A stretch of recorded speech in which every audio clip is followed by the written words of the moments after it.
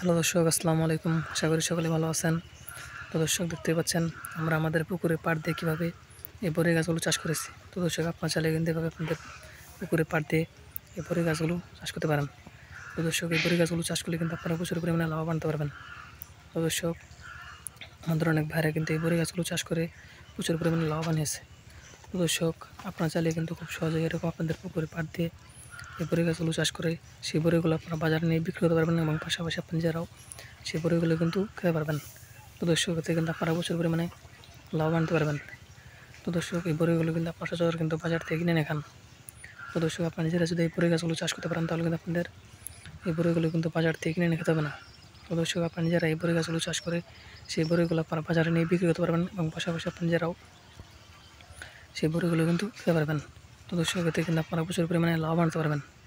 তো দর্শক, এই বড়ি গাছগুলো যদি আপনারা চাষ করতে চান তাহলে আপনাদের এই বড়ি গাছের চারাগুলো বাজার থেকে কিনে এনে সেই চারাগুলো আপনারা আপনাদের বাড়ির পাশ দিয়ে বা আপনাদের পুকুরে পাড় দিয়ে এই বড়ি গাছের চারাগুলো রোপণ করে দিলে কিন্তু আপনাদের বড়ি গাছগুলো কিন্তু আস্তে আস্তে এরকম প্রচুর পরিমাণে বড় হয়ে যাবে।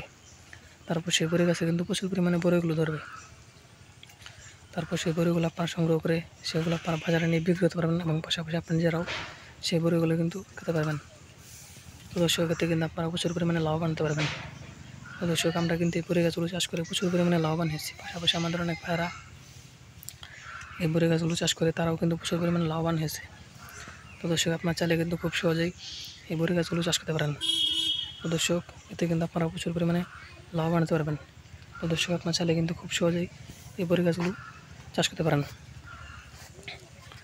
তো দর্শক, দেখতে পাচ্ছেন কিন্তু এই বড়ি গাছগুলো কিন্তু প্রচুর পরিমাণে বড় হয়ে গেছে। তো দর্শক, এই বড়ি গাছে কিন্তু আর কিছুদিন পর কিন্তু প্রচুর পরিমাণে বড়িগুলো ধরবে। তারপর সেই বড়িগুলো সংগ্রহ করে সেগুলো বাজারে নিয়ে বিক্রি করা হবে। তো দর্শক, আপনার চাইলে কিন্তু এভাবে এই বড়ি গাছগুলো চাষ করতে পারেন। তো দর্শক, আমাদের ভিডিওটি যদি আপনার একটু ভালো থাকে তাহলে অবশ্যই চ্যানেলটি সাবস্ক্রাইব করে দেবেন এবং ভিডিওতে একটি লাইক করে দেবেন। ধন্যবাদ, সকলে ভালো থাকবেন। আসসালামু আলাইকুম।